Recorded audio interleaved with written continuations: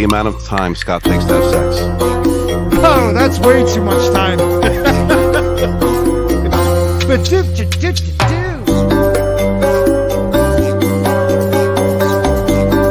The amount of names Nick Weiser has had named after him in Comics Division chat.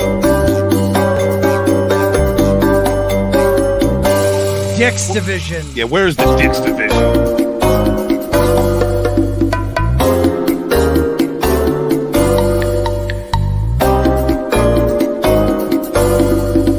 He's already made like 3 freaking pictures. Already drew 3 things in the time it took for this countdown. And hey, we have a whole 7 people waiting. All right. Hey, 10 seconds is the most appropriate for a countdown for a show this night. I usually cry at 10 seconds. I default to script all the time. Who doesn't?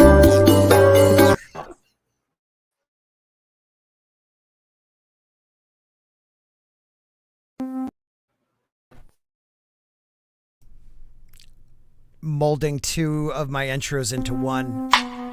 Like that. Well, this is the updated one, but it doesn't say Rogue. I must say hail to the chat. Hail Shane, Keely, Tina, Sporking, you're on the show. Rainey, what's up, Rennie? You stalked me tonight, or did you not know that I was going to be here?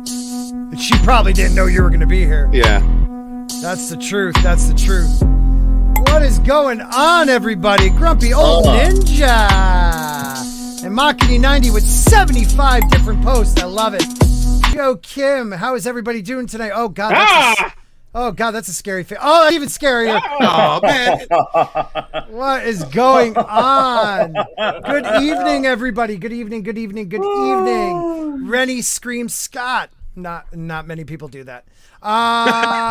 Tina Bojan and Killy Chow, Valliant Renegade. That guy's a dick. Oh, what's up, dude? What is up? I know. Actually, you know what? It's like I always tell people. My name is Valliant Renegade.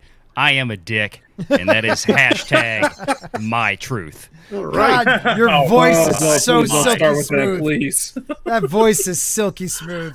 What is going on, What's this everybody? my truth crap now? You don't want to know. You really don't. You really don't. We all have our own truths, scripts. And Okay? Script, I woke up to it this morning, man. I'm still playing catch up, so don't feel bad. I dealt with that shit last night. I have a pixie stick you can all go geeky over. That's all I have to say. Yeah, that blew my mind, dude. That blew my mind. See, I was trying to make the subtle joke culture. You just had to dive into that shit. Yeah, That's right. Yeah, I just have to. Could someone just well, culture, explain it. Is geeky whatever the person is that the Asian face changing person? Yes. Are you It kidding is me? actually, it is a 30. Yeah, I saw it. I really don't want to messed get up into it. Okay. You know what? I'll get into it. Fine. A 34-year-old man the whole time. White guy. Whoa. No. Leave me continue. He's been lying and manipulating and also scamming people for a long time. And also it's been known that he is actually he scammed, I don't know how to put it nicely. People. There is He's no a pedophile. nice way. Whoa. No, he is. Sorry. Yeah, no. Hold on, we talking about Maybe. geeky Yeah, pixie? no. Is he on a is he on a registry? We don't know. His real name Okay, is so Greg. allegedly. That's what the But Vandermenace there's no- catfish but thing it- was about? That was the catfish thing. That was about. It's already been revealed. Like Keeley Farms, they What a revealed everything. scumbag. It's very fishy. From the Okay. person that's got the head that's shaped like a strawberry. And it's. I believe so. Yeah. And the thing 'cause is, that it's looks just. deformed stuff. I've seen those pictures pop up. I'm like, what is this crap? This isn't real. Mhm. No one. Well, if someone yeah. has a head like that, they're clearly mentally disturbed. It's trying to hide behind the excuse of having split personalities. I'm like, no bullshit. You're a scumbag. Period. A lot of people, a lot of friends that I knew got really hurt by that. Legitimately. I know some gentlemen who are getting pictures from that. Oh, whoa. Let's first introduce everybody. So that's a shame. Welcome to the dump, free-flowing dump, a flow of a dump. I don't know what we're going to call it anymore, but Diarrhea. All right, we're going to be taking a dump. taking The Sporking steamer. I thought we'd agreed I on do that. like. That's a Saturday show. Welcome to the Cleveland Steamer. Except for Becky, nothing's good in Cleveland. But let's introduce Valliant Renegade. Let them know where they can find you, buddy. I appreciate that. Thanks for having me on Sporking. I am your friendly neighborhood Valiant Renegade. You can catch me on YouTube over at Valiant Renegade, on Twitter at Valiant Renegade. Drop the E, you'll find me there. And yeah, I'm actually on camera, and I really am a 41-year-old white guy, and there is no denying that. And I don't think I'll ever be able to fake the fact that I'm So a we can't see your 28-year-old boobs? Asian kid. No, you Okay. wouldn't want to. My wife doesn't even want to see them, so...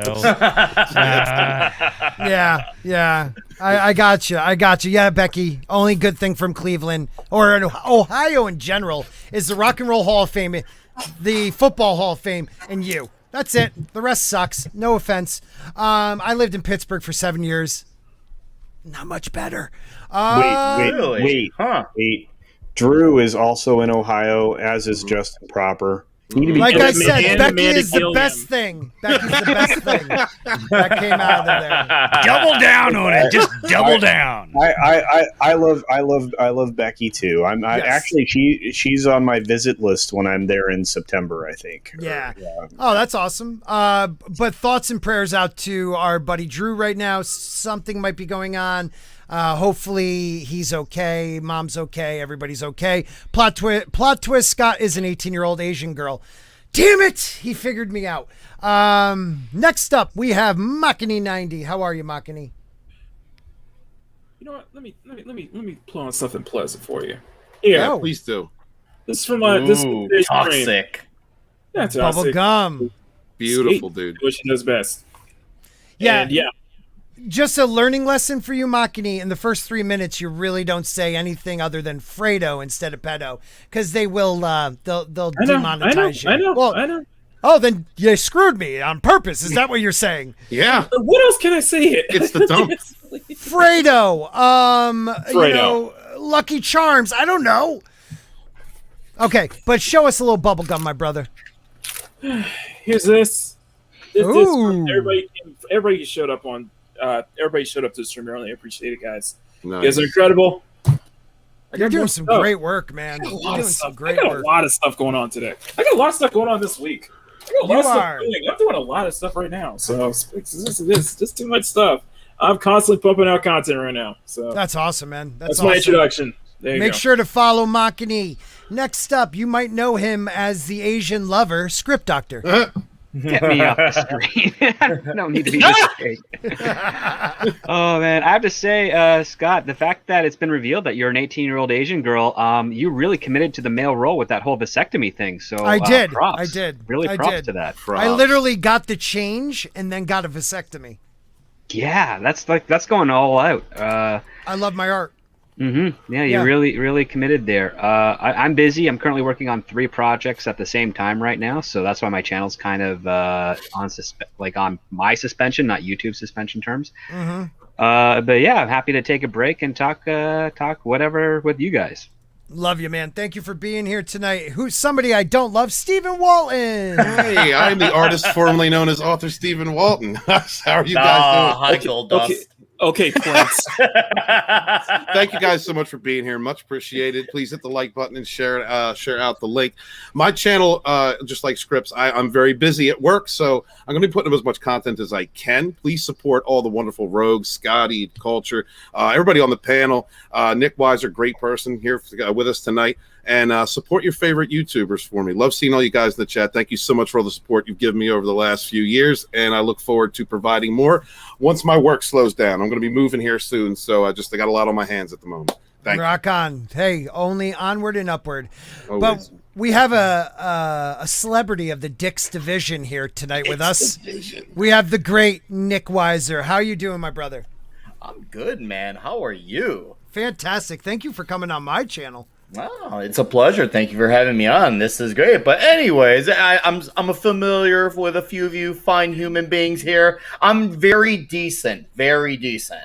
But that all said, I'm on my Twitter, Instagram at Nick Weiser, and yes, I am part of the Dick's Division, and I'm at 32 flavors of Nick Weiser. I talk pizza, metal, and whatever's on my mind about pop culture at the time. Let's talk, guys. Nice. I love. Whoa, that sounded good. And next up, the casino himself, Culture Casino. The hair. I am Culture Casino. I am obviously not a casino. Well, I am kinda. over 50. I'd bet on you. Well, a lot of people would, and I am over 50. Dude, that's 23% white. So there you go. And if you pull his lever, things do pop out. Nah, it's true. You can hit the jackpot a little slower than Scott, apparently, though. But anyway, what else was I going to say? I've had a great couple of days. I've been putting together videos in the background, stuff that's going to air later, and some evergreen videos. A couple of boss letters are coming together, and I'm very excited. And Mr. Tickle Trunk is correct. I am casino based. What are you doing with Green Day videos? No, evergreen. Evergreen videos. Yeah, not Green Day. Evergreen means no. Okay, so is that a Walton thing? No. Evergreen means that it's content that you put together that was good for all time. Instead of being like very like today specific or this week specific, it's like evergreen. There's a lot of good for a very long period of time. So instead of I covering the Civil War. That's like evergreen content, right? Oh, is it kind of like Red Gaze's inclusive cereal video that he dropped? No, that's probably not very evergreen. Okay. It has a shade of green in it. It's like that one's every color of the rainbow, but that's not the point. It's content that people can come back to, and it's still fresh. It's still good. It's not time reliant. I'm not explaining that well. My brain is not operating. So You're doing great, Culture. it would be like a Song of Ice and Fire lore series. I don't know if that's evergreen because I don't think we're ever going to get an end to the book. So people are just going to get frustrated and quit on it. Yeah, never. But they're gonna quit on it. The lore's amazing. I'll stick with the lore. Anywho, I've never met lore before, but is whatever you say, bro. Follow me on Odyssey. Yes, so, please. because I got 25 people though on Odyssey, so that's awesome. Great. You guys all rock. If you're not following me on Odyssey yet, please do. And that's the way to go, Scotty. I mean, like I'm building up an audience on Odyssey myself. It's real easy. You can transfer if you guys are creators out there. You can do it so that your videos go straight from YouTube to Odyssey. And we're going to be live streaming. We're going to be doing some live streaming over there because we could talk about more. Wes Moody was very excited. Him and Culture did a live stream where they did 1 hour on YouTube and they did the second hour on Odyssey, and they were able to talk about whatever they want. Yep. So awesome. I'd like to do that. That way we don't have to worry about Mackie apologizing in the chat. Mackie didn't have to apologize. Yeah, that was. They never apologize to Scott. Please. Definitely don't apologize to Scott. Not me. Not me. Oh, Mr. Tickle Trunk is one of my 25. That's sad. And he feel it. Okay. Why is that sad? I should have read the whole thing before I read it out loud. Thanks, buddy. So what's going on people's minds right now? What do you guys talk? Because this is a free flow thing I'm doing now. Well, mine's Yeah.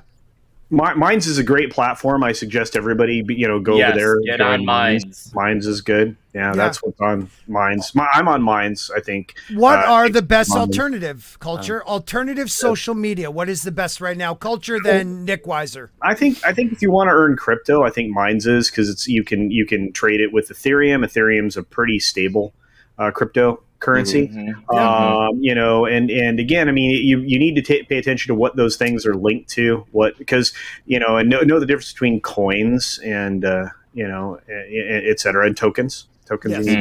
Yeah, so I'd like to know the difference. Actually, there's a great app you can get for your phone called Coinbase. And it'll teach you about currency, cryptocurrency. So I have that. Look at their videos. You actually earn crypto when you're watching those videos. It's an app that you get on your phone. Coinbase, you could trade. You could buy you could buy cryptocurrency, which I do. You can get monetized too easier with Minds, and on top of it, unlike Twitter, you can actually edit your posts. Who would have thought such a simple thing Oh, Like you would think Twitter, with all the, I guess, success they had, they do that, but nope. Yeah, you can actually post to Minds. It will actually take your streams and put them on Minds, so you could actually monetize posts on Minds. I have Minds Plus, which means I pay $60 a year, but I did that so number one, I could be verified, so I'm verified on Minds, and blue check box. Yeah, I have a blue shield. Yeah, and I also did it so that I could essentially monetize from day one. So you can do it. It's easy, well worth it. Probably the best platform, and obviously for video streaming, Odyssey is going to be the way I think everybody's going to go. So what was the name of that app again, Culture? I'm sorry. Coinbase. Oh, Coinbase. Yeah. Coinbase. Thanks, brother. What I had. Right I was going to mention about with Odyssey, which is something that I've stressed bringing up. And I know some had brought up before, but what's great about Odyssey is when you go on the front page of Odyssey, it looks like a very normie-based video channel. It doesn't lead with politics. And that's where I think, like, don't get me wrong, it's cool that there's alternatives that want to advocate for free speech. But the thing is, if you lead with that, then you just look like a political platform and not just a normie platform. Odyssey leads with normie-based content. It looks like what YouTube looked like, 10 or 11 years ago? And I feel like that is a great start to what Odyssey has to offer. It leads with being a normie content page. If you want politics, you actually got to, find it. And, yours is already politics loaded. Well, I like politics. Loaded. I like politics. It looks better than BitChute already. Oh, God, yeah. Way more friendly, too. Hey, look, I'm on there. Did you see my new video? Right here. Nice.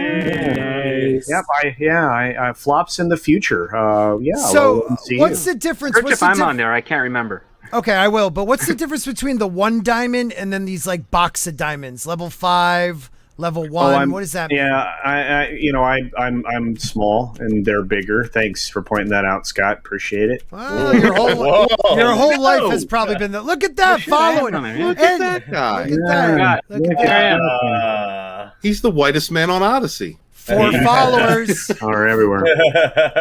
Look how it automatically, if you link it, everything you do on YouTube goes over there too. So that's what I like. I just dropped the great script. No, I didn't. That's a freaking lie. I'm about to do shout out now. to Script Doctor real quick. Even though he hasn't made content, guys, go check out his videos. He breaks things down so well. I've missed watching his videos. Some of my favorites. Yeah, man. Yeah, the second one, not the one that says just see, but the one that says Odyssey at Script Doctor 7. I might as well Odyssey over here. Such a lonely world. Yeah, let's get him up to past 4. That'd be nice. Time Prophet doesn't believe in cryptocurrency, man. He's saying only the rich make money out of cryptocurrency. Well, you're trading nothing, essentially. Right. Well, but that's the American dollar. It's what you believe in it, because nothing's based on gold anymore. So yeah, there's the 70s. Everything's since we went off the gold and silver standard, but everything's fiat at this point. So now you can actually, have an opportunity to trade some fiat and make, a decent profit on it until, that fiat collapses. Everything is subject to collapse. So we're just trading make-believe stuff at this point. Pretty much. For other make-believe stuff, which, I would say in about 40 years, we're going to probably have to go back to a mineral resource standard. Yep. So we're going to talk a little bit about this guy right here, because, he's just a douche. He is a douche. I am so... Look, I'm not a wrestling fan. Is anybody on the panel a wrestling fan? Yes. Wait. Really. Before you get started, Scott, when you started saying all those bad things, you had just brought up Mutant Bamhammer's comment, and I just want Mutant Bamhammer to know he wasn't talking about you. Yeah, no. Scott wasn't clear. His finger was excited. And even if he was, Scott's a dick, so you just got to kind of take that in stride. That's true. If anybody is a douche, it's the Culture Casino, not you. I would never say that about you. We do have a Latino super chat for $4.99. Latino Slant. Hail to Scott in the panel, to my boy 32. Hail to the chat. Oh, and hi, Colt. Hey, Paulie. What's up, Paulie? It's so good to see you, brother. I'm going to be headed for your neck of the woods here in the next couple of months, so I will be happy to buy you tacos. Ooh, what? Wow, that's racist. No, that's the thing. Maybe he likes burgers. Oh, Oh no, he to likes eat. tacos. He loves. You know, we talk about food, and Paulie and I, I know Hard Scott, or you soft? understand that. Hard or soft? Both. I'll Both either. ways. Yeah. I'm all about soft tacos. Hard tacos, yeah, they're okay, but soft are good. I, at your age and after getting clipped, I can understand staying away from hard things. Yeah. That's what. Pink tacos. I all won't the go way. there. I won't go there. So yeah, what do you guys think about John Cena, Mr. Valiant Renegade? Are you up on it? Well, we talked about this last night. A little bit. Okay. All I could say is it confirms. I mean, it just confirms more of what we already know, that Hollywood is compromised by China. Yeah. That's really all I can add to that right now. It's like, really. I mean, okay. How many of you have seen the how should I put this? I guess I could just say wow. The wow video where the doctor's being interviewed and the girl asks him about Taiwan and he pretends not to hear her. And then when she brings it back up, he just disconnects. Like, it's not just Hollywood. It's Hollywood. It's sports. It's government. It's health professionals. No one wants to admit that Taiwan's its own country. And we'll probably get in trouble by YouTube thunder gods because I don't believe that China owns Taiwan. And John Cena apologized to China for calling Taiwan a country. I think Renegade had a comment about that. Yeah. Well, no, it's obvious that I think he got put in a corner. I don't know if this is directly coming from him. I don't know enough about the guy, or if this was a phone call from some studio executive. Right. Like, hey, we've got a movie that is tracking to open at $160 million international box. 130 of it came from China, if I'm not mistaken, this past weekend with F9's opening. And of course, Cena being one of the two big stars of it, I have to imagine this kind of came down from up above. Of course. This is Oh, the you problem. know it did. Oh, well, absolutely. That's what I'm saying. I don't know how much of this is John Cena personally having these sentiments versus you have a contract, and if you want to get paid your percentage of the grosses, then here's the script you need to read and put online now. So this is the kind of thing, this is how all this works. And like you said, it's sports, it's movies, it's everything. Disney keeps trying to make movies that are geared for China, and they keep failing miserably at it. And this is just another one of those things. But Fast and the Furious, this is one of these movies that is a surefire, nearly take it to the bank. If you produce one, you're getting a check from China because we've seen how well these films have done over there. License to print money. To where, it's like, we don't want anything to upset the apple cart. So, yeah, Taiwan is a country, and China's a bunch of crazy dictators running it. Yeah. But you're going to go out there, and you're going to open wide, and you're going to swallow the whole load, whether you like it or not. That's. I think that's what this boils down to. Yeah, Yeah, go ahead, Makini. And what's even more kind of disheartening about it is that this is coming from someone who has spent most of his career being very patriotic. Yes. Like I remember very the contradictory. Video, yeah, it's very contradictory. I remember the video he did after I think it was after the 2016 election about staying together. Is we love America. We are America. We stay together. Yeah, it was kind of woke. It was kind of on the woke side a little bit, but it was still patriotic. It was still about coming together as a country. Yeah, real quick. Soul Assassin says, but isn't Taiwan really a country? That's the gist of it, Soul. That's the question. Sporking. No. Take it, Nick. It's my panel That's the show. whole gist. That's the whole gist of it. Is that China is in denial of it because China controls what is said, what is spoken, what can be whatever. I mean, look no further than what happened in 2016 with the Ancient One, Doctor Strange.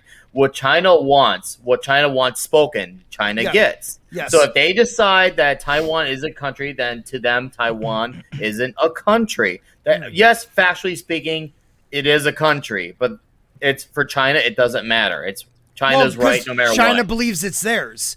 They don't believe they ever succeeded. They don't believe they're their own country. What they did, Trump was the first president. I don't mean to get political, but he's the first president to ever call Taiwan a country. Yeah, no, you're right. He did do that. I remember that. I remember that. And that was such a big deal.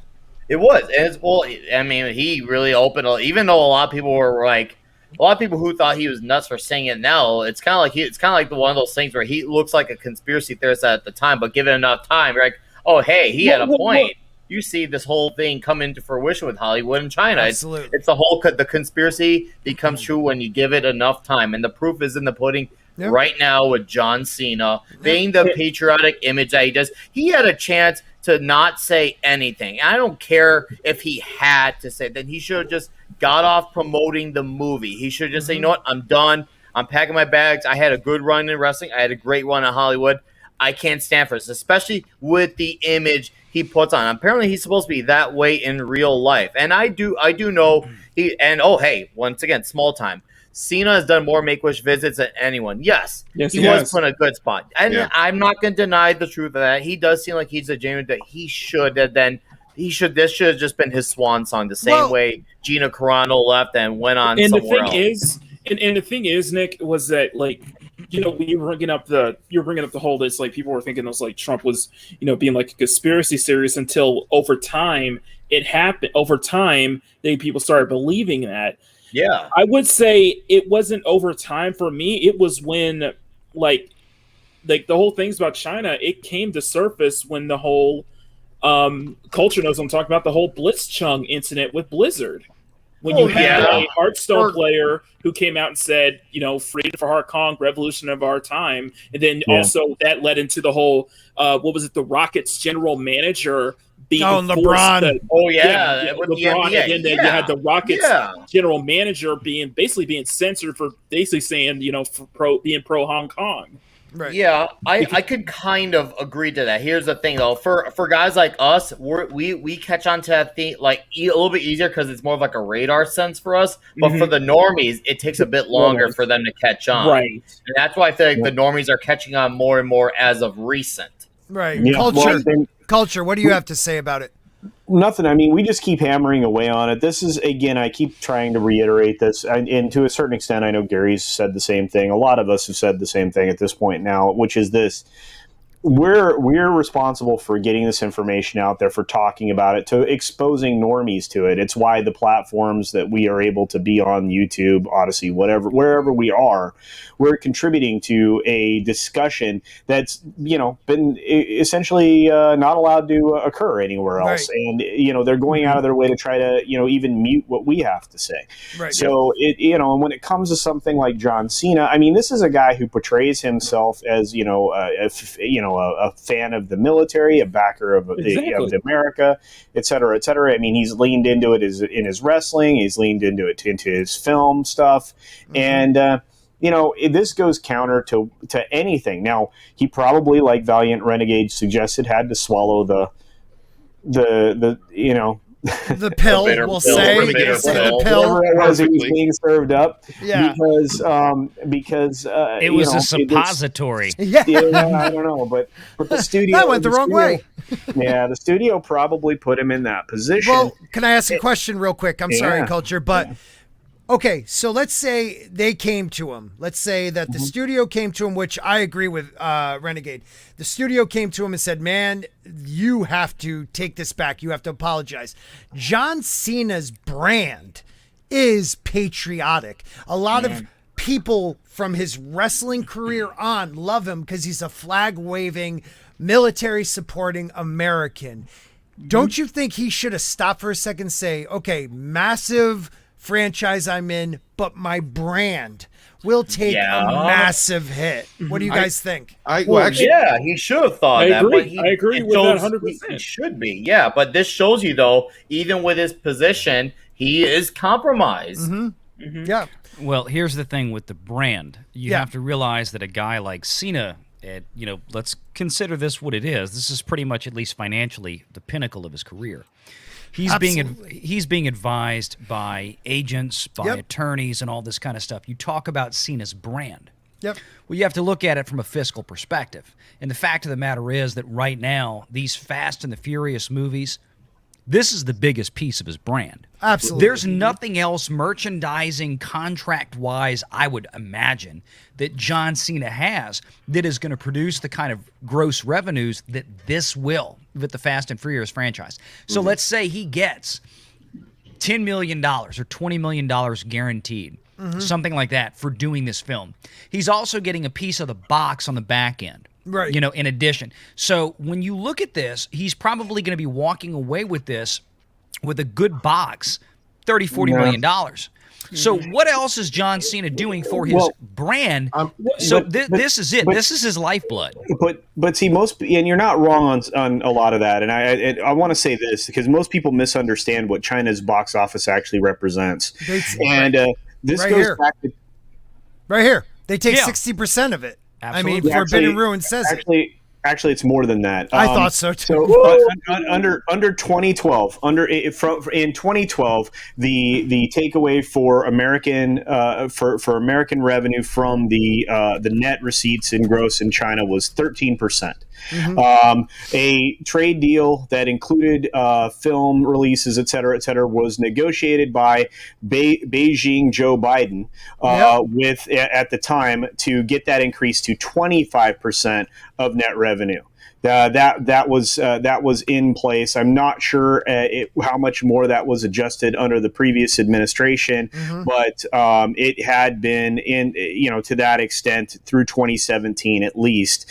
And again, they take far less revenue than you think. They were trying again to go after those numbers. It just didn't move that far. Right. And it's look, I mean, you're not getting a lot of those monies, right? You can report those monies and say this box office is great, but if you look at the total international box office, it's total international box office is about 40% of the revenue on a film, whereas in the United States that number is different as well. Right. So I always say if you look somewhere between 40 and 50% of revenue out of a box office, that's reasonable. But again, you have to consider that when something is collected at the box office, a lot of things are taken out of that before it ever gets to the studio's pockets, which includes value-added taxes, the cut that the theaters take out of the circumstance, which is incredibly limited now, especially after these renegotiated theater windows.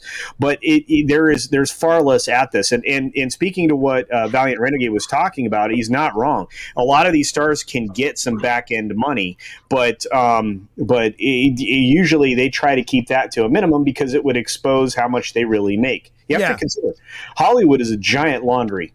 I mean, it is a giant laundry. Yeah. And there are films that have never made a dime, right? I mean, there are films that have been around forever, like Ghostbusters and a few others that have never seen dime one of profit, right? There are films that we know better, but that's not the way the game's played. One of the earlier videos I did on my channel was all about this stuff. But when you start talking about RMB, which is China, the way they abbreviate China's currency, they're really not taking a high percentage of that in net. So just keep that, when those numbers say, 160 million equivalent US, 180 million equivalent US, that's not what the studios are actually pulling out of there. They're pulling about 25% of but see, that's not, and again, those are gross numbers. They're only getting 25% of that net. So it's far less than that. And I'm sorry. That's okay. That's just why when we talk about movie math, and especially if you watch Odin, who theoretically has some kind of a movie blog or whatever, but he does the same kind of thing, tries to break it down. He's like, look, you're lucky if you get 1/3 of what the box office revenue collection is if you're a studio. You're lucky. And then you have to deduct how much the film cost. And I always say it takes a lot. You have to make almost 1.5 times to 3 times the amount that you spent that you essentially spent to produce a film to actually break even or make a profit. It just because of the way let me ask. I want to ask Script because he's in the industry. I want to ask Walton, and then I want to check with the chat. Script, is that true? I'm not saying because I know Culture knows what he's talking about, but do you think it's true with not just the amount of money you have to make, but the push that Cena got from behind the scenes. Well, first, let's get back onto the topic of John Cena, because we've been talking movie math for like 10 minutes, and it has very little to actually do with the story at hand. I like that. First, let's drop some history down on people. Taiwan has been trying to succeed from China for decades. China has not acknowledged that. Therefore, by the law, international law, Taiwan is technically not its own country, even though it does have all the infrastructure that we would recognize as a country. So there's that. The reason they can't succeed is because China has said that they will use military action to prevent that from happening. And that puts China and every other country that acknowledges Taiwan as a country at very grave risk, because the last thing anyone wants is China to invade Taiwan. Right. And that's what they would do. So first, we have to get that sorted out. Can we acknowledge that it's kind of a country? Sort of, yes. It's kind of an in-between state at this point. It has its own culture, it has its own infrastructure, it has its own government, has its own military. All those things. It's also strategically placed with regards to people that don't like China. Yes. On top of that, China has also been expanding into other countries and continents, building their own infrastructure, and the United States and much of the rest of the Western world has not been. So that's their own fault. The other part, Hollywood does want China's money, but they don't really want to bow to China, but that's the only way they can get it. And what's ended up happening is that they have put themselves in a very precarious position, because while they're trying to steal money from China through ticket sales, they also realize that China's been investing into them through proxy companies. And when they find that out, they end up getting into compromised positions. And finally, when it comes to John Cena, he does not, let's put it this way. I've met the guy and I've met with his people. He is pretty much genuine. Like, he is an honest, very polite, patriotic, but also very much a fan of other international cultures and respects of those cultures as well. Charming guy. I was almost going to do a show with him, but he ended up getting Peacemaker, which goes into why he made this statement. Peacemaker is going to be on HBO Max. That show is going to have distribution in China. Okay, same thing with Suicide Squad. Remember, Fast 9? This is his first entry into Fast 9. He's not been in any of the other Fast and Furious films. Right? So this isn't consequential. I don't remember him being in I thought he was in the 8. last one. Yeah. No, he wasn't. No, he wasn't. Oh, okay. No. I haven't watched past He's not the in any Asian of them. one. This is his first one. No, not at no. Are they still drifting? Are they still drifting? No, no. Oh my God. I don't know. The thing is, before Script continues, I want to add on to kind of insult to industry is that the director Justin Lin, he was born and raised in Taiwan. Oh, I didn't know that. Oh, I did not know that. Yeah, Justin Lin is Taiwanese. Yeah, which means we have more people bitching out to. I know Script says that we're not bowing down to, but by apologizing, in my opinion, we are bowing down. Well, He's not apologizing of his own free will, because it's his agency and his company that's saying, "Hey, guess what? Warner Brothers is going to rip you a new one, right? Because you're compromising Suicide Squad, which is a James Gunn run film, and it's a rebrand and a revitalization of that part of the franchise for the DC films, and it's also one of their big tentpole shows for HBO Max." I don't think people in the Fast 9 camp really care, because they get most of their money from the Latin markets, not China. Latin people love the Fast and the Furious franchise way more than anyone else in the world. That's true. That's true. Exactly. It's not coming from that camp. It's coming from people at Warner Brothers who are like, we just got this very exclusive deal to actually be able to use our American run and operated streaming service in China. That is big. That is really big. And then this one actor who says something of pure of the heart and completely respectful with regards to the people of Taiwan, and offends not just the government of China, but a lot of the people within China that also share that same perspective. Right. And now he's realizing, heck, I don't have the same luxury that Gina Carano has, which is that she wasn't fired from Disney. Her contract was not extended, not renewed. Nothing new was negotiated. She had nothing to lose by standing by her own convictions. John Cena has all these projects lining up, ready for distribution, and he could lose everything. And that's with part two. He's got people to support. He's got his own company. He's got his own business. Gina Carano doesn't have her own business of her name brand and stuff, her own people. She's building that now. Big difference in This positions. is why I miss Script Doctor. I know. That's what I'm talking about. Well, he is not just looking out for himself or his brand. He's basically looking at all the people that he has to pay, right, and are relying on him to keep this. And yeah, he made a flub. Yeah. He should have said Taiwan is the first place to see the thing, not country. Right. I mean, but the thing is, like, he spoke from what he viewed Taiwan as, and if you go there, and I've been there, yeah, it functions very separately from anything you see in China. Right. So it's really hard to associate those two together. But unfortunately, that politically and internationally wise, that is kind of the case until there is some sort of change in China itself that it says, yep, Taiwan is its own thing and whatever, and then it becomes official. But until that point, it's not going to be the case, and I don't think we're going to see it in our lifetime, sadly. Yeah. And it's going to be a very dicey situation. Mhm. But the thing is that, yeah, John Cena compromised himself and a lot of the people that have been investing in him and that require a lot of money from these outlets. That, yeah, there's nothing for him to do other than to apologize. And if you read the direct translation of his apology, you can tell it's not something as genuine, and a lot of the Chinese people recognize it as genuine. Right. But he said what he had to do to kowtow the line of the studios and his management company and everything that's telling him, like, we will drop you if you don't fix this. So, Wow. as someone who's had some personal experience with the guy, do you think that he was just looking out for the people that work with him? Yeah, because as much he doesn't care about himself as much as he cares about other people. He will put other people first. And if they basically say a threat like, guess what, everybody that works for you, everybody that's associated with you is going to be hurt unless you fix this, he'll be like, I can take that bullet. That's not a problem. My man. I can see that And script, I'm not I trying to don't even think he defend him wrote for it. being, like, essentially cucked by the Chinese government, but or elements that would be supportive of the CCP. But he's doing what he has to do now until he either doubles down or starts, promoting stuff that goes counter to the history we have seen of him over the last, nearly 20 years. Then you have to say that, yeah, he's probably internally compromised, but that's not just the case. If he was internally compromised, he would never have made the statement in the first place, though, that he has to apologize for. Mm-hmm. Right? Because that would be part of his own indoctrination at that point. So right now, this is an issue where he's like, he did something that he did not realize was a mistake until after the fact, because people had to tell him it was a mistake.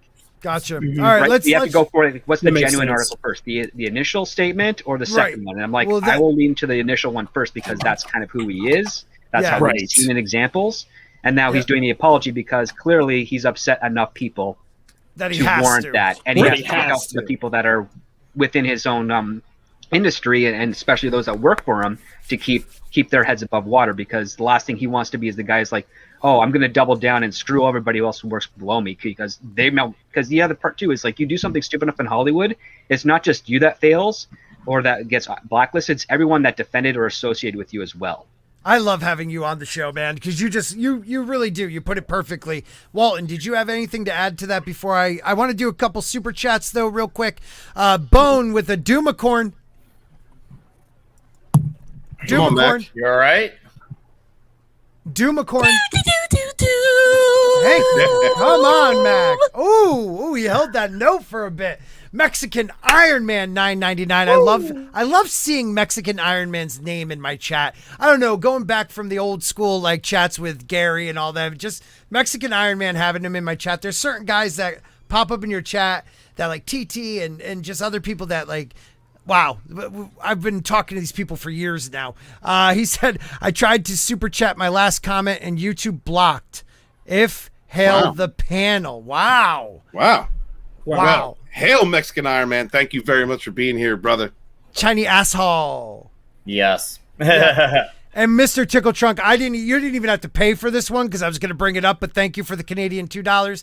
John CCPina. I like that. That's fucking great. That's great. Walton, did you have something you wanted to add to that? I did have something to add, but the way that Script eloquently described everything to me and stating that he has a personal relationship with this man, I believe what he's saying, and so no, I have nothing to say at this point. But the chat has a lot of great. I know, and comments out we're going to jump on to that. Well, we got Doomacorn stuff going on, which I love. We have Made in Taiwan. Yes, exactly. We have Soul Assassin. Normies are slowly waking up. Do you guys agree with that? Is real quick, just, and then they we'll get care, back to they the are. check. Yeah, you think They they care, are? they are. But the other part you have to remember is that, actors and producers and directors and whatnot, they're essentially puppets for the moneymakers, right? So that's why we shouldn't be elevating them or putting them on pedestals with regards to their status and their celebrity, because they have to be mouthpieces for Right. people that write the checks. So even though we want to make the accusations against Cena and any other celebrities like Mark Ruffalo and all that other stuff, there's other people, paying them to do that to a certain degree. Right. Okay. And when you have to get to a certain level of autonomy, it takes a long time to do so. But like Anthony Hopkins is pretty much on his own right now.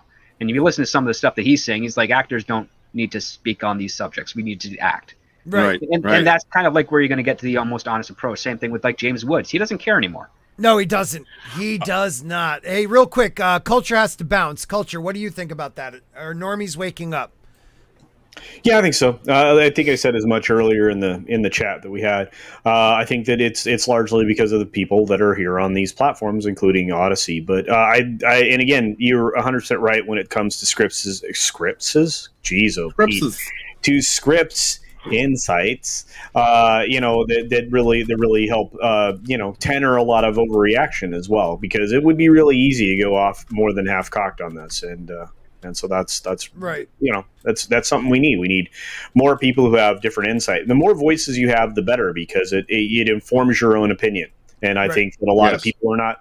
I think that you have to be open to listening, but and some people aren't. But like I said, I mean, if you are willing to listen to enough voices, you will come to a pretty decent conclusion, or at least have an informed opinion. So, but I do need to duck out in support of someone else. So hey, that's one of our brothers. Let everybody know where you're going out so they can go. So when you're done here with the dump, guys, you can check me out over on ETEP, the place to be's. We're going to be hanging out with there, I believe.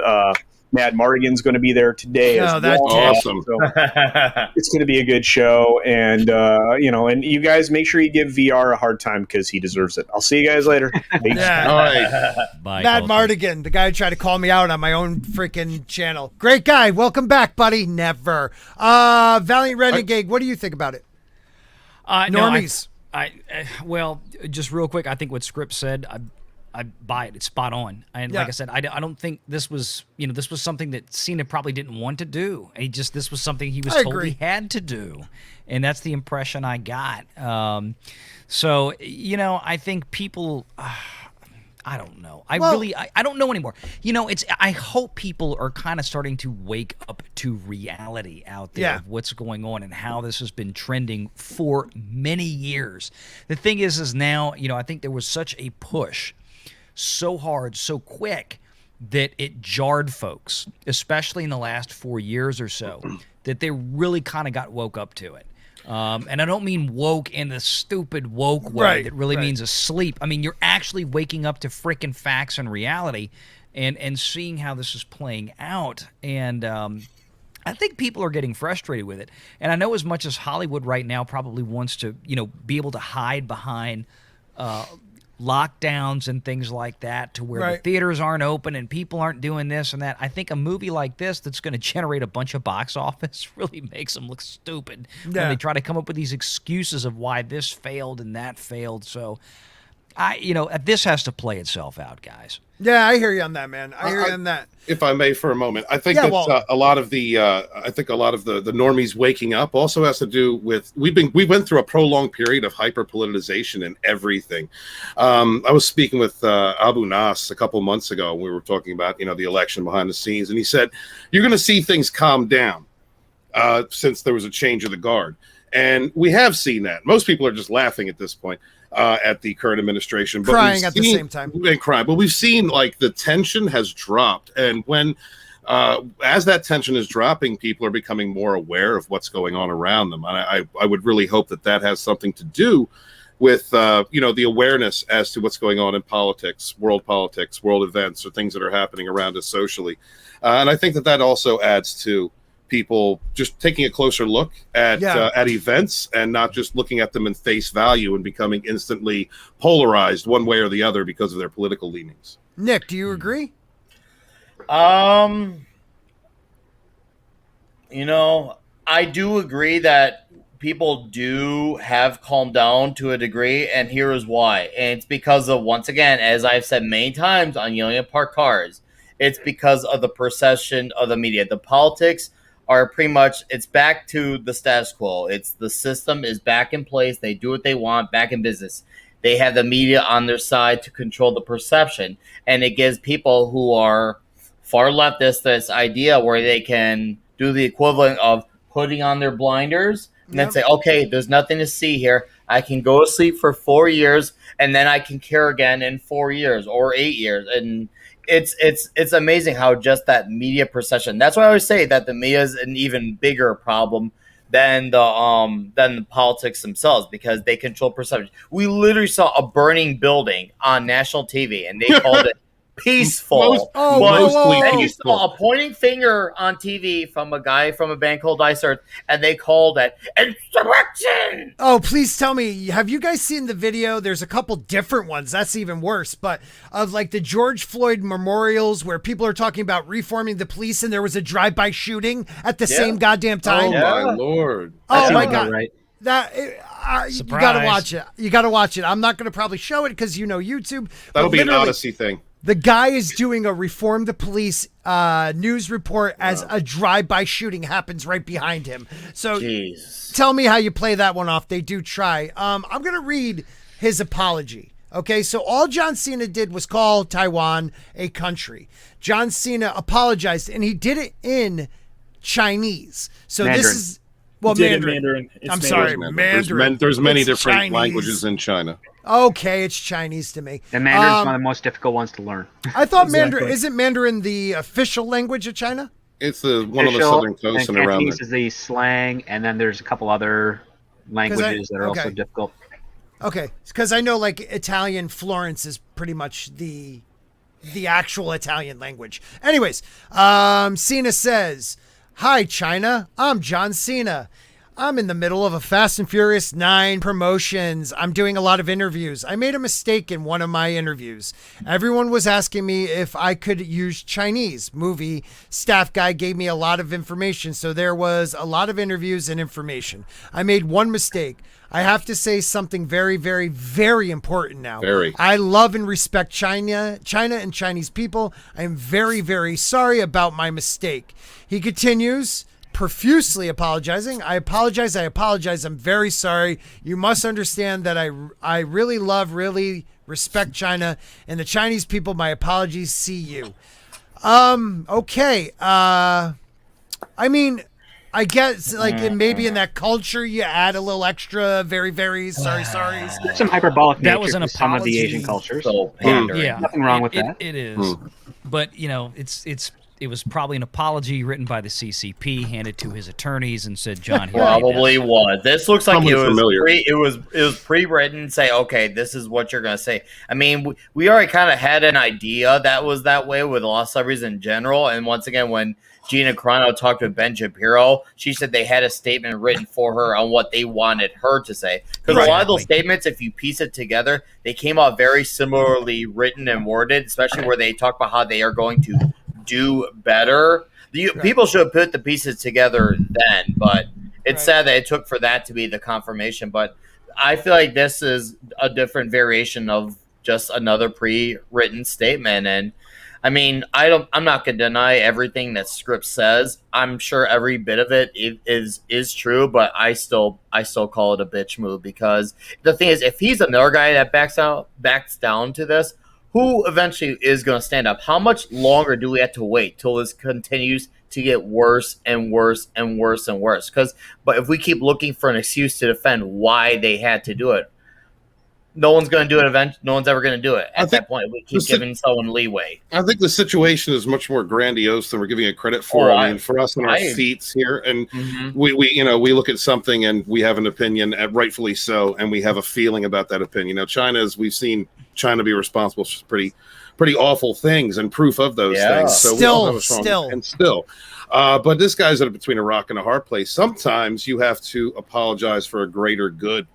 There was more involved in this situation.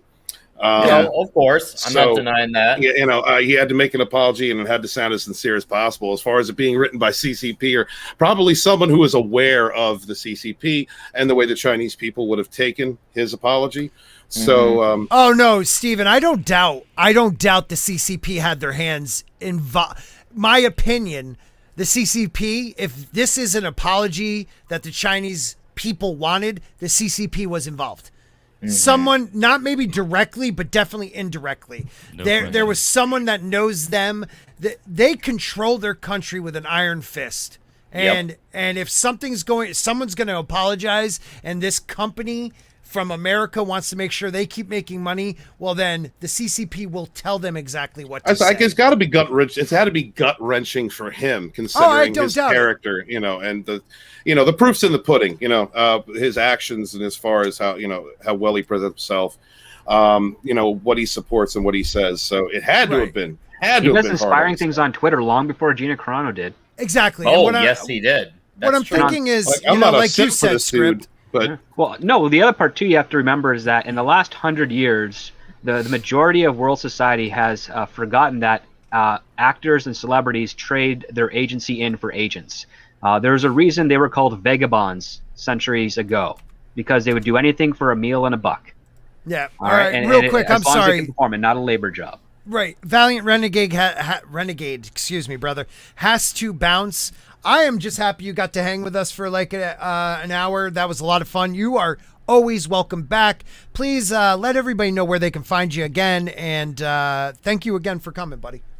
Well, I appreciate you having me, Scott. Great panel tonight. It was nice to meet some of you guys. I think Nick and I have shared the screen together before. Script, always a pleasure. Your knowledge and insight is second to none, sir, and I love always listening to what you have to say. You can catch me over at Valliant Renegade on YouTube and on Twitter. Just drop the E at the end of Renegade. I thank you for having me here tonight, and gentlemen, have a good one. Pleasure's always dude. All right, and now talking with my 5. Yes, there was 5. Now we can really get into it. But that dude, man, guys, if you guys are not subscribed to Renegade, first of all, his voice is the best. Like, he has a radio voice. Oh, it's so pleasant and addictive. Oh my God, I can listen to that. I can listen to that guy talk about anything. He's going to be big. He's going to be big. I really think just his voice alone, but he's also intelligent. So he's well spoken. Please, guys, follow him. The link will be somewhere in here. I'd like to read a couple of the chat, see what everybody's saying. Do that. I know some soldiers, they're not happy. I don't disagree with that. I can imagine. I believe it. I have a buddy who did a tour over in Afghanistan. Cena, I believe, or was it? Oh God, am I screwing that up? Because I think he did 1 and 1, one in Iraq, 1 in Afghanistan, and I know Cena came once to one of those spots. So he does. He goes around USO stuff like that. I know people are really hurt by what he did, and I hope down the road when he is financially able to, because I get the financial thing, guys. This was a moment for character, and maybe his character was protecting others, and we'll find that out down the road. But at the moment, I feel like his character definitely took a hit. Oh, it took a hit. Yeah. Yep, it took a hit. Yeah. Can all agree on that one? Absolutely. Steven says, we are the U.S. We as the U.S. are in true new Cold War with China. We need to be ready and become the arsenal of democracy again. Democracy took a hit in the last year. I won't lie about that. I'm sad for what happened in America in the last year. And I think when we were talking about it before that, after the election, I think a lot of people are not just like taking it easy. They're reflecting on how they acted in the last year and what they were willing to do because of the other side, both sides, what they were willing to say and do to get rid of the other guy. Yeah. I know. It's amazing, the extremes. And as I mentioned earlier, with the whole, here's the thing, when these people who I mentioned that like to pay attention selectively and do the whole thing where they go to sleep, what happens is because they go to sleep, they pay attention selectively. When they're told to pay attention, they pay attention. And when they're told to pay attention, they act all shocked, and they'll look into how do the pieces come together in this whole scenario. They don't look at it. They just say, okay, well, this is what was put in front of me. They looked at what's spoon-fed to them, but they don't look at everything that led to the making of the meal. And that's the issue. Well put. Thank you. E. Clay Thomason says, John Cena is a phony. The Time Prophet, I have never heard of John Cena, so I ain't worried. Time Prophet, you're like 90, I swear to God. I know you're like under 50. You gotta be like 100. Oh, no, he is so great. He just comes out with the greatest things. You kids and your pagers. James Hayes says, at Cena's age, with his FU money and the shot to make more, he really care. He should really care anymore.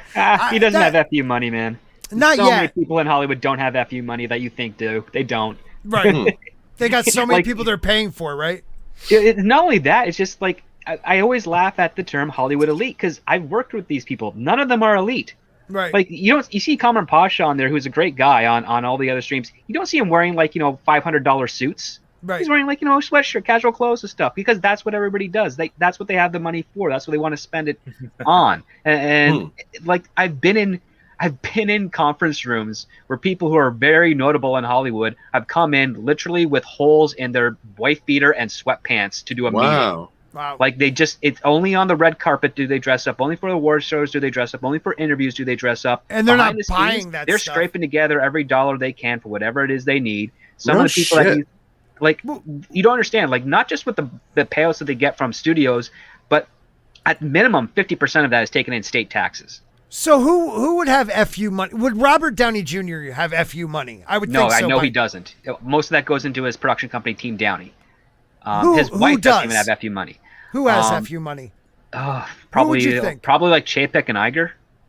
Oh, okay. Yeah, So those like are the the big actual dogs. studio heads The actual have FU elite money. studio guys. Wow. Okay. Yeah, like talent? No, some talent has some extraordinary stuff. Like even Johnny Depp, because he negotiated so well for those Pirates films, he had FU money. Right. Now he doesn't. He spent all that. Yeah, It that's just all goes gone. really fast. It does not Dry stay cleaning? like William Shatner probably has halfway to FU money only because he stopped investing in certain things in the 60s and 70s when he had to after his divorce, and he basically just is like, I'm just putting all my stuff away in various savings and mutual funds and whatnot to make sure that I have a good retirement if he ever retires, which I don't think he will, and able to have a comfortable life doing the things that he does. A lot of celebrities, especially on the acting side of things, they don't hold on to their money. They spend it as much as they can. And if you're very lucky to be in a position where you're given tons of stuff, that screws you over even more because you have to claim that as income. So, yeah, a lot of celebrities don't. I mean, when you take a look at their paychecks, that could be the last job they ever have.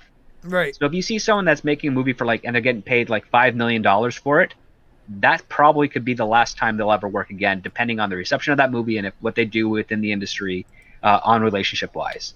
Yeah. Script, thank you for your insight, man. I wouldn't even have thought of any of that. I Even when knew you take they a look weren't at the as rich trades as for we the net thought. worth, Right. like celebrities go say, I'm not worth that. Like, I don't see that money in my bank account. Like they do. They publicly do. You have to be like an Ellen or an Oprah or a Rachel Ray to be really. Well, Oprah and Tyler Perry have tons of money, but they also have infrastructure companies that produce a lot and and bring in revenue. Ellen, I'm pretty sure she's going to be needing some money in about 10 years because of the way that she spends. Because there's a lifestyle stuff as well for what you spend and based on what you make, and sometimes it's very difficult to break that habit. I mean, you can take a look at Debbie Reynolds, who is a Hollywood royalty before she passed away. Well, that's Carrie Fisher's mother.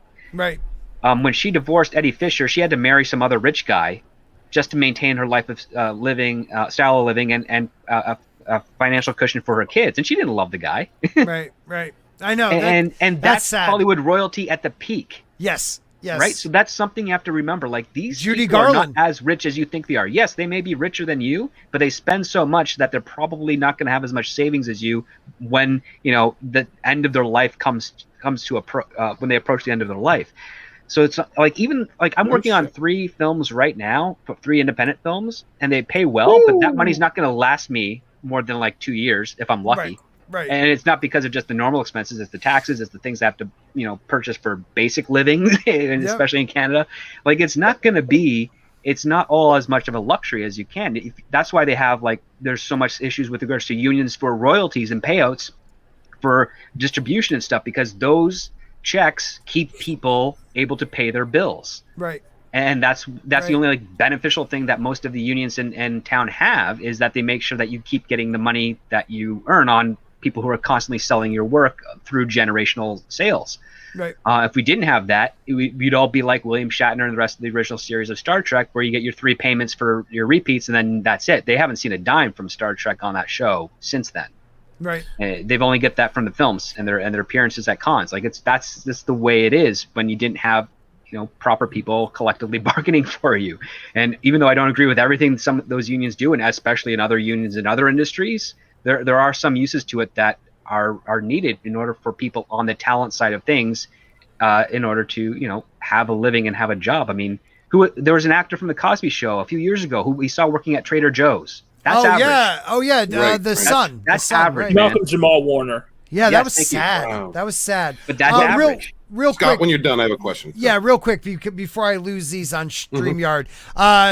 32 flavors of Nick Weiser. You didn't have to do that. You're on the show, man. I don't even know. What do you mean by 10? $10, but I appreciate the $10. Well, you had 2 other $10 tips, so I was trying to get in 3. So you had 3 $10 tips. Thanks, buddy. Did I miss one? Did I miss anybody's other than... Wow, this is a crazy awesome chat tonight.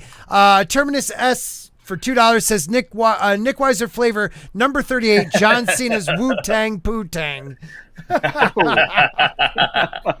Did you get Nick McCabe's super sticker, $10 super sticker? No, I didn't. Thank you, Terminus. Hail to you, brother. I can't go back that far now. I got to jump on he these sent you a quicker. $10 super sticker.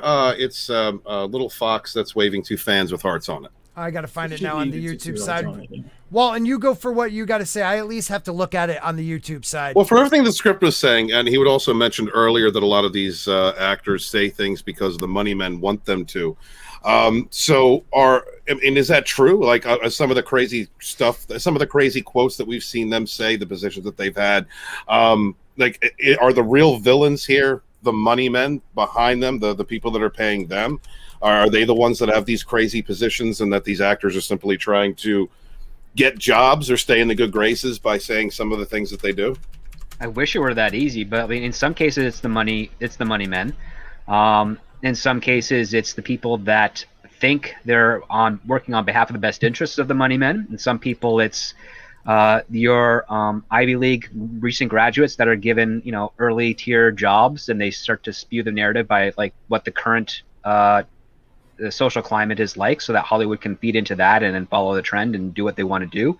Mm-hmm. There's a lot of different parties in play. That's why I talk about how I'm in different circles within the industry. Like I'm in the independent part. Sometimes I creep into a bit more mainstream. Sometimes I'm way outside of mainstream and independent into the outskirts of where the hell are we type of stuff. And you just kind of bounce around and you see very different things. But one thing you kind of know is that like your smaller companies, they don't really care about the international politics and things of that nature. Like your Blumhouse, I mean, they play around with it, but they do it out of jest because they're really big on like low budget films, high box office returns. Mm-hmm. Even with like A24 to a certain degree. But when you have something like big studio has like Warner Brothers and Disney and Universal, and now Amazon's getting involved in that with MGM and so forth. Yeah, they have way more variables to consider with regards to the market, because again, entertainment travels. Like before we had talkie films, the movies did get played all over the world. They took years to get there after they were made, but they did play there. Mm-hmm. And they were relatively successful. And they helped build the studio system that we have now.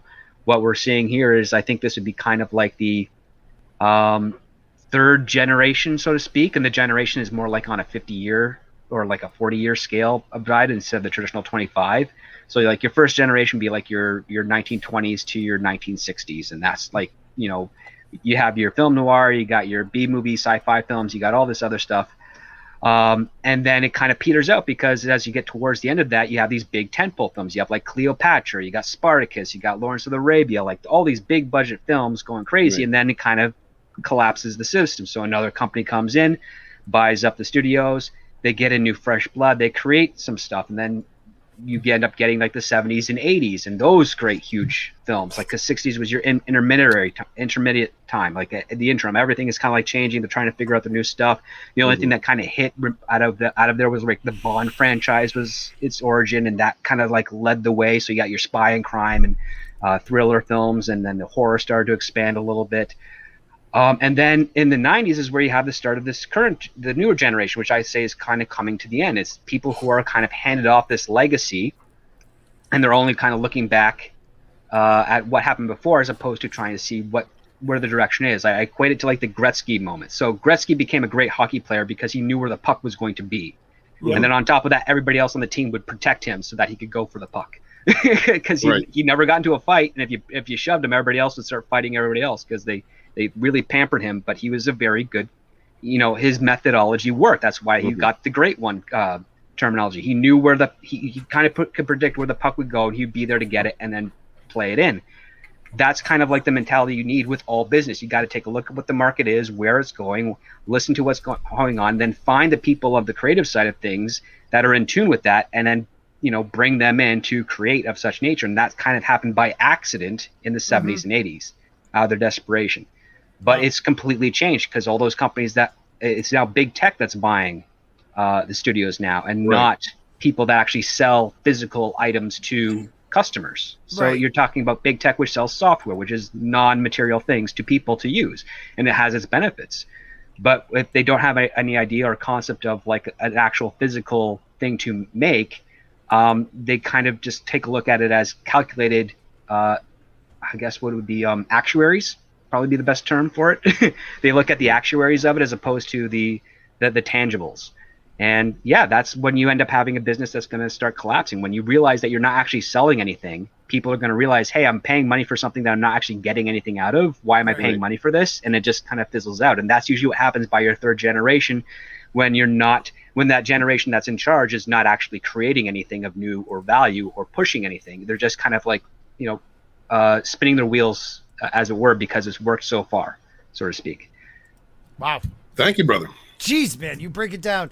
Tom Cruise might have FU money. That's impressive, dude. If he had FU money, he would not have had those outbursts. Johnny Depp. Think about that. Like, you got to take a look at cause and effect here, right? Well, the outbursts. What are you talking about? He makes a good point because of the whole when he was making his Mission Possible back-to-back sequel, he was freaking out about the whole coronavirus procedures. Right. Yeah, he's got a point. He's got a point there. Okay. Yeah, because if the studio was shut down and Tom Cruise would be like, well, you know what? I got enough money to pay for this movie to be finished and distributed. That's FU money. Well, they do. He has multiple exes, multiple kids. I mean, he definitely has every money ex is 12 years younger than the previous one. Yeah, exactly. Hold on. No, it seems like I think what between the chat and what the panel perceives as FU money are two different things. Now, are we calling FU money to a point where you can make and finish the movie out of your own wall, or are we calling FU money where you can survive on your own for the rest of your life and not give a shit? Right. What is considered FU money? FU money depends on how much you spend. Right. A person who I consider has FU money is J.K. Rowling. Okay. Yeah, she has more wealth than the royal family, so that would probably be. She has more wealth than the royal family, and the fact of the matter is that she gets, when it comes to, she made it in her clause is that anything they do with Harry Potter, she gets a cut of it. Yep. No matter what they do. Oh God, no matter what. She also has the last say in everything. Mm-hmm. She gets last say. She didn't sell the property. She sold licensing rights, which is way smarter. So smart. Very smart. She's very smart. This is going to be a quick topic because people keep asking me if I've seen this yet. Has anybody seen the Ellen Page? She's a dude now. Elliot Page. It's very Page. bizarre. Whoa, wait. She cut him off? Here. Oh, wow. You didn't see that. What's going on? Did she have them to begin with? I've been working. Yeah, that's a good question. Elliot Page, guys. Elliot Page. If you didn't know this was Elliot Page, you would have sworn someone else, actually. She looks like the illegitimate child of Dave Carradine. Yeah. Carradine? Going on here? I got to say, she's ripped. I have to say, when you start taking ripped. these that was steps, I'm sorry, he's ripped. When you, he looks incredibly unhealthy though. I mean, it's almost like make believe six pack. Yeah, it just looks really off. No leg work. No leg work. No arms. Skin and bones, but with. I almost thought the six pack was added also, but this is legit. This is legit. The chest looks really weird. I mean, that's it post-op. really does. Yeah. It's all apparently soon. I don't know why this is. Yeah, look at his legs. Exactly, twigs. I don't know why this needs to be a story. Okay, yeah, we're talking about it, but my thought on it is more like, we don't care if you're trans or not. Like, who the hell? Like, anybody who's we don't care. We don't. Be yourself. Be who. Like, my family and I are going to P-Town next month for a vacation. I'm bringing my daughter, my wife, my pregnant wife, my two kids to P-Town, which is like the San Francisco of the East. I don't care if you're gay. I don't care if you're trans. I am so sick of people like we have to force it on it because it's like trans BB first swim trunks, trans joy, trans beautiful. I get that. Why is there even hate for this? I don't even care. Like there should be let's just make this. The normalizing is what bothers me with children. There's hate. Go ahead, Matt. Go ahead. Well, considering on top of that, it's not that I don't care about Elliot Page. It's more just like screw him because he went on this tirade going after Chris Pratt's church. Right. Absolutely. I remember that. Yeah. Absolutely. It's okay. This subject was it all spans from the bathroom debate that came out years and years ago. Mm-hmm. It was just to piss off the conservatives because the conservatives backed off and said, you know what, gay marriage is going to happen. Whatever. Let God be your judge, right? And they needed to get an actor, eh? Well, they needed to get something to get the populace upset. So they took this fringe minority group. A truly fringe minority group, and I have gender dysphoria. I have sympathy for people with gender dysphoria, like that. That's got to be hell to live with. But they took this group, they lumped them together with everybody else. I don't like the acronym. I don't like all those different. Those are different types of people. They're trying to do the whole collectivist thing. Right. Whole collectivist thing. Straight versus gay, white versus black. Max versus anti-max, vax versus anti-max. They want you to fall in line, and they think if you think of one idea, you fall in line with the others. And if you're on the other side, you fall in line with those ideas. Right. They want collectivism. Well, like people of color. Yeah, they lump everybody under that. I don't believe in that acronym because these are different types of people, right? And but they don't I have known transgender people in my life before it was an issue. That's a very difficult lifestyle for these people to even find acceptance, to live themselves, to find out who they are, to become accepted. It's like I do have sympathy for people with gender dysphoria, and they've been thrown in our face, unfortunately. And some of them do it because they want a glamour. We're all built different. Some people love getting glamour, love getting that quick fix of fame or infamy, whatever have you. But a lot of them just want to live their lives and just be themselves. So, like, if you're willing, look, if Elliot's willing to go to that point, if he's going through the transition and all that, man, okay, fine, I accept you for who you are. But like Max said, it comes down to each individual case.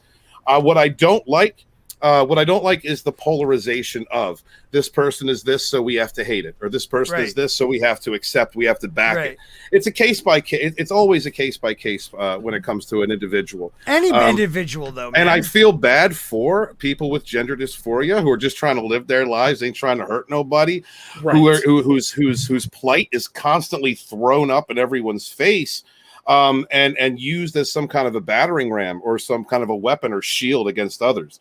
That's terrible. So that's where I stand with it. This is a real quick. Just Joe 47. Thank you so much for the number one finger. And Speaker for the Dead wants to know what happened to your hat. Did you run into a wall?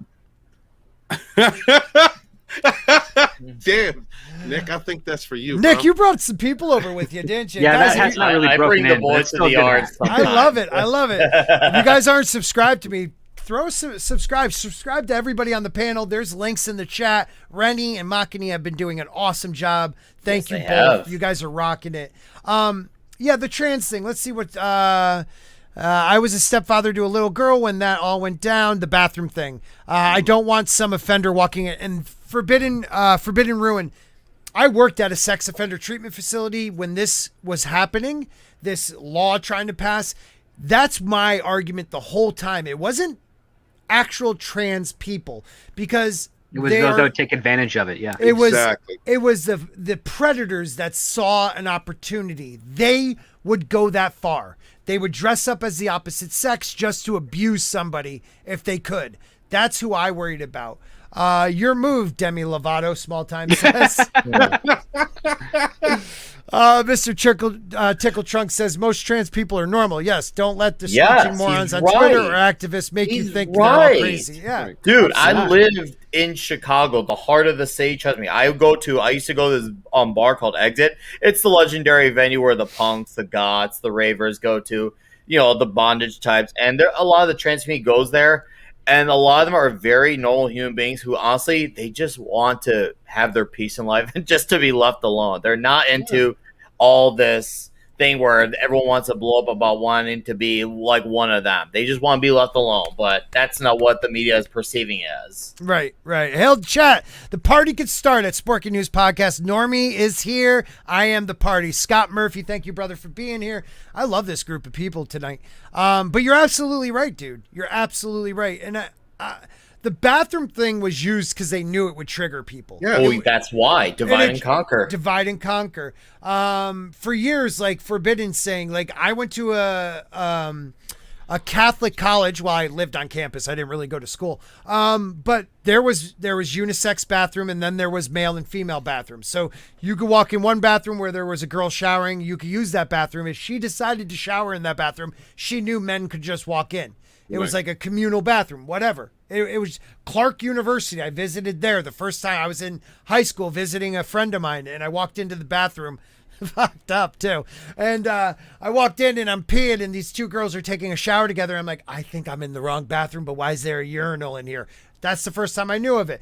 Those are fine. They're adults figuring it out. But when you make it a public place where children could be, that's where you're going to ask for trouble. And that's why parents reacted. They are not angry, hateful people. They are parents protecting their children. Exactly. And when you get to the point where you're trying to indoctrinate children into it, and even forcibly trying to indoctrinate children into it, like I know Scott. I know this story drives Scott up a wall every time I bring up the dad having to lose. The story of the dad who lost his son to his mother, who was basically forcing him to have puberty child abuse. 100%. You're all kind of forgetting the fact that this all came to public discourse because an actor, well, before she became an actor, sued her school district for letting her to use the girls' washroom. That's how it became and then that actor went on to get a role on Supergirl. Whoa, and who was the fact that of the matter is that what's that? What was that? that? You're talking about the girl who was the trans character in the show? It was that's her. Yeah. She's the one that got it into the mainstream news. She made that mainstream. Yep, that's right. Script's right. And she was very well rewarded as a result of that. I mean, she has an acting career on a CW show that otherwise she would never have gotten because there's no press attention with regards to her issue of that. Right.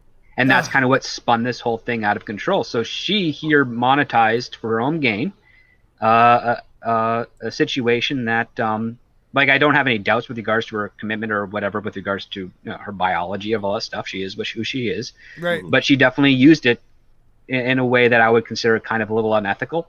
Mm-hmm. Yeah. In that nature. Kind of like as a scapegoat. And on top of that, I've seen her performances. She's not very good as a performer.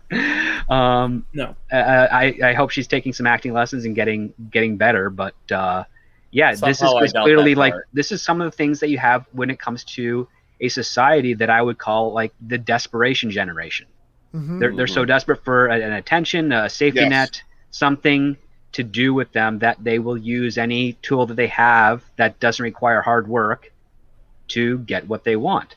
Right. And that has been tearing up the scales of other people who have actually worked hard to get where they are. And they start using that same desperation method because it's a lot easier to achieve than, plugging away, working at your skills and yourself to figure out what it is you can do and contribute. And also, when you have like the social media generation that we're in right now, it's very easy to put out like just a few lines or just put out a story with no context and get attention for that. So I think that also adds to the problem, Script. Yeah. I gotta ask you, Script, about something because you're mentioning, obviously with the whole acting situation. Do you think that especially with a lot of actors, especially I think it happens particularly in the Marvel movies, where a lot of them aren't even told who they're talking to. They just are given a script of the lines that they have to use. I mean, you can only do so much when you're just sputtering dialogue, but you don't even know who they're saying these lines to. I feel like that doesn't help. Do you know anything about how that much it helps? Because that makes it tough when you're doing a movie. Oh, you're talking about like a single actor and they're seen by themselves, supposedly talking to like a guy on a tennis ball, and they don't know who they're directly talking to. I feel like that definitely doesn't help the situation. I feel like there could be something of that to degree, maybe with that one girl from the Supergirl show. Not that saying that she's bad because she's bad. I mean, she's not great. I do agree with you There there. isn't really a good actor on that show. No, there's not. There's not. You're right. You're right. I'm just saying, do you Melissa think had a that may chance. play a factor in that? Because there's this whole green screen thing is becoming a lot more of a thing nowadays, where you're given lines, and now it seems like the script, you just say your lines, and you don't even know who you're talking to. I feel like that doesn't help anyone. It depends on the budget of the production. I mean, the tangibility is always very valuable. Okay. Scott's muted. I know. Sorry. What I was going to say is look at the new Snyder Dawn of the Dead movie, whatever that one is. Oh, my God. One of the characters is completely green screened through the whole movie. Oh, yeah, Tig Notaro. Yeah, Yeah. she replaced the creepy guy. Yeah, because the Wow. dude was a predator, so He's a creepy guy. I've hated him since he was on the What show show Whitney was that? with Whitney Cummings. Okay, yeah. They replaced him completely with her as a green screen, and actually did a really good job with it. But you could tell this person was a little separate in every, you know what I mean? Like, Right. It was done in a way that I thought they meant to be cheeky, but I don't know. I like this one. Small Time says, my company now has an all genders bathroom. It has a urinal within a stall. I'm not joking. For privacy, huh? Okay. Yeah. Give me a trough. Just fucking trough it, dude. There's too much backsplash with a trough. You don't want a trough. You got to put some ice in. You put ice in there. Yeah, I'm with everybody on this. It's like I'm so done with like everything has to be something grand. Trans people grand. Well, they want to recapture the society that they never existed in, which was the civil rights movement. That was a huge thing, right? And they want to recreate that in any way they can. And it's like, well, you can't. I mean, the idea of civil rights. I mean, first the laws passed, and it's like, well, it's not enough the laws have to pass. Everybody else has to kind of understand why they passed and why it's a good thing, right? And that takes generations. And some people kind of jumped way ahead of it in some areas, and other people refuse to accept it in others. And what ends up happening is that you got this kind of like explosive, like thunder and lightning, like it's hot and cold hit together, and boom, you have a reaction that doesn't always turn out for the best. But Right. I mean, everybody was kind of going into one direction of like getting on board. It's like, yeah, you know what? I like this person for who they are, not what they look like. And that's kind of like the more important aspect of the relationship. And I don't think that we should patronize people of any particular ethnicity just because we think we're superior to them or we think that they're superior to us. That's not the way we'd go. And we were kind of heading in that direction. And then that changed. And part of that had to do with big tech getting involved. Part of that had to do with advertisers not putting up enough of creativity within their own industries. It's all like the basic stuff, just get it out there, fit these models and formulas, don't pay attention to what's actually going on. And then social media being weaponized, using compassion to be weaponized for other people, and generating a new sort of movement that is more bowel related than progressive. Wow. And like, because the whole idea of what a progressive movement is to be better than what we were yesterday, and how that is defined, that's up to the individual. And you get all these weird, terrible excuses like, well, it's 2021, we should be better than this. Like, no, the year is irrelevant. Year. Yeah. The year is irrelevant. It has nothing to do with anything. Just, it could be 3055 and we could still be, having the same arguments. It does not matter what the year is. It matters on the people themselves. Absolutely. And that's what's more important. Well put. So real quick, can you bring up Tina again at 59 after the hour? That's powerful. Said, I think we should have gender neutral bathrooms for all. A coworker lost her 12-year-old son to a predator hiding in a campground bathroom. He was embarrassed to go on the girl's side with mom. Guys, parents out there, please always be watching after your kids. Always. My mom drilled this into my head because it's the truth. I'm psycho. Always be looking out for your kids. There could be a weirdo around every corner. You don't have to be paranoid, but please pay attention. That's an awful story. I don't trust anybody. My heart goes out. I don't trust anybody. Scott, just remember to teach all 3 of your kids how to use a knife effectively. Oh, right to the throat, right to the fucking throat. I literally, because of where I worked for multiple years, I am hyper vigilant with my kids out in the public. Me too. I don't trust anybody. Same. But I want to get to this because I gotta wrap it up soon. I'm trying to keep my shows to about an hour. I thought you and a got it half. snipped. You don't have to wrap it up anymore. Well, no, I don't because also my wife's pregnant. So Oh, you got an army on the way. Oh yeah, I got. It's a long story. This, I didn't read this article yet. The Batman star Robert Pattinson signs, I never read the articles. What are we talking about? Signs overall deal with Warner Brothers for future productions. Script, that's for any type of production with Warner Brothers, right? Not just Batman, DC type movies, correct? As far as I understand, he's been signed for a deal with Warner Brothers. Like, that's different. Right. That's not anything specific, unless the article says something specific. You otherwise be like, okay, he's going to be an actor for the studio for some projects for a while. Mm-hmm. Well, that's what someone tried to send to me. Oh no, it's for DC. It's for the Batman. Well, where does it say DC? I don't see no that. DC company. Well, you know what I mean. DC Studios or anything of that nature. There's Warner Brothers, and what they meant for the his Batman. Tenet movie was Warner Brothers and Legendary. So true. You know, that's probably how he got the contract. People loved him in that movie, even though that movie stunk. Right. Well, see that now it seems that Pattinson's version will stick around for a while, as evidenced by a new report. The Hollywood Reporter shares that the Batman star Robert Pattinson has signed a production deal that encompasses every Warner Brothers division, namely Warner Brothers Pictures, New Line Cinemas, Warner Brothers Television, and HBO Max. The outlet revealed blah, blah, blah, blah, blah. Here's it. Can we go to the source? Yeah. Like the Hollywood Reporter one? That might be a bit better. Okay, here, let's see if we can. Because it might give us the details that whatever the direct is leaving out, which I've seen has been the case with some of the other sites with that. I like Pattinson. I just don't see him as Batman. Same way, yeah, likewise. Yeah. He was great in The Lighthouse. I love He'd be a great The Lighthouse. Riddler. I would like to see him as Batman, though. I want to see what he does with it. He's not given much to do with it. I mean, that's what I've heard. Catwoman, that's what he's going to do. He already has. Okay, no matter Did how he you get feel her about him as pregnant? Is that Batman, true? We'll see what happens in a few months. Catwoman on Batmobile is the most pimp shit ever. Yeah. Well, we got here Warner Brothers Pictures and HBO have always been synonymous with groundbreaking filmmaking, Pattinson said in a statement. I'm thrilled to be working with them to discover the most exciting new voices in film and television and help bring their visions to life. I've loved working with the studio over the years and have so much respect for their dedication, their willingness to take chances, and their desire to push the envelope creatively. So it sounds like he's actually going to be producing some stuff. Where did they say the he must have a new company that he started. Yeah, that's what it sounds like.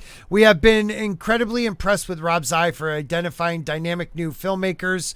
The president of production development, Courtney Valentine, and New Line president and CCO, Richard Brenner, in a joint statement. Additionally, he is continually nurturing exciting story ideas into compelling screenplays. We are so excited that Warner Brothers and New Line will be his home and will... I didn't know he was doing all this he's writing. Branching out of acting and getting into production and directing and writing. Wow. Yep. That's for him. That's what this is. Very It's not interesting. Batman related at all. Yeah, good for him, man. Yeah. No, that is pretty good for him. I hope he can pull it off. It's writing is hard. Yes, it is. Right. Oh, they wrapped production? I didn't even know that.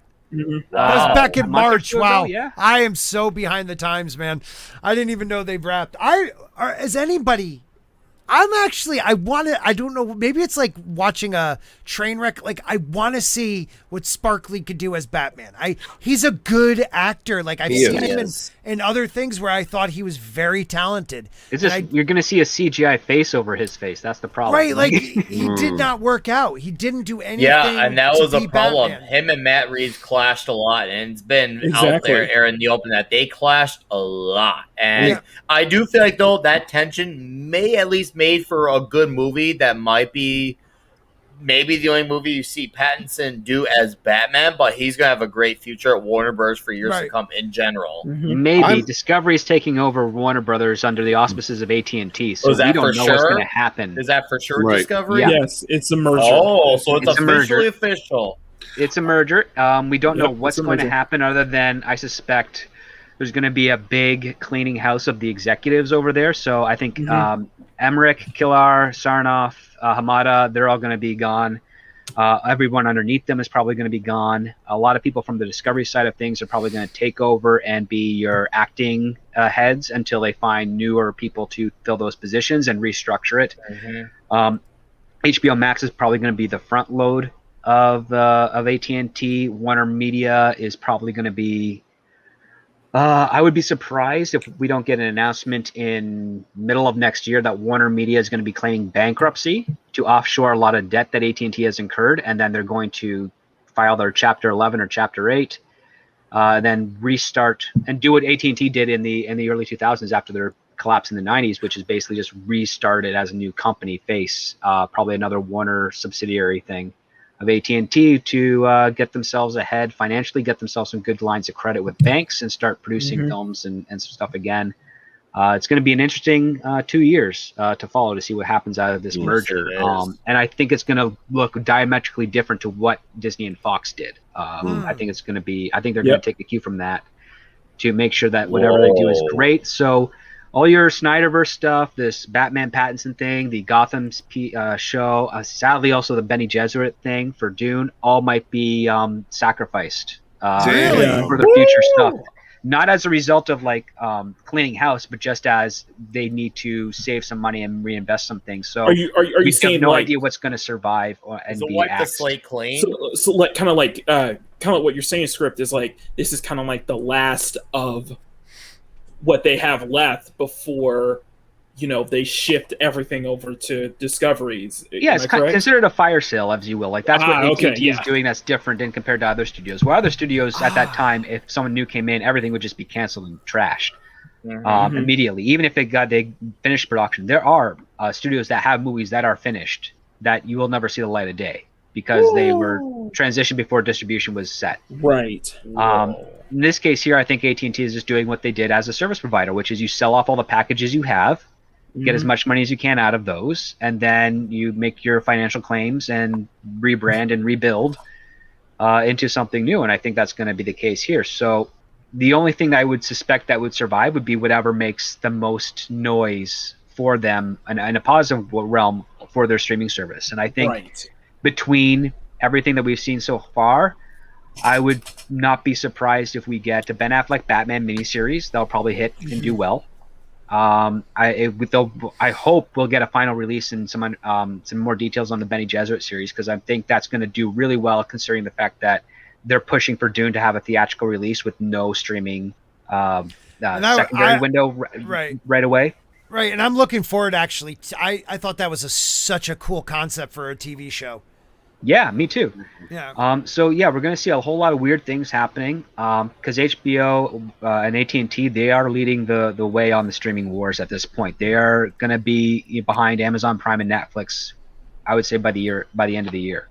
They'll be the ones that are like you can't get number one because Netflix and Amazon will have that pretty much forever, most likely, unless something happens to the infrastructure of Amazon. So it's a race to third, and HBO Max looks like it's going to be beating Disney Plus there, and Paramount Plus is a long way behind. Peacock is probably going to be fourth place, I would say, by end of 2023 because their model's really good and they're ramping up productions on a bunch of new shows. So yeah, I mean, I would say what's actually going to be funny. So the Friends reunion is coming out in a couple of days or weeks. No, it came out. Sure. It already came out. It already came out? Yep. Yeah, it was this past weekend, I believe. I'm surprised it's not dominating social media at this point. I didn't even know it. Well, I'll double check that. I'm pretty sure it came out. I thought it was supposed to come out in June, first weekend of June. You can count on me. I'm actually looking forward to seeing what's with Pattinson. Because that's going to be on HBO Max, and that's going to be huge because, again, The Office and Friends were the Paramount shows of Netflix. Right. So just added.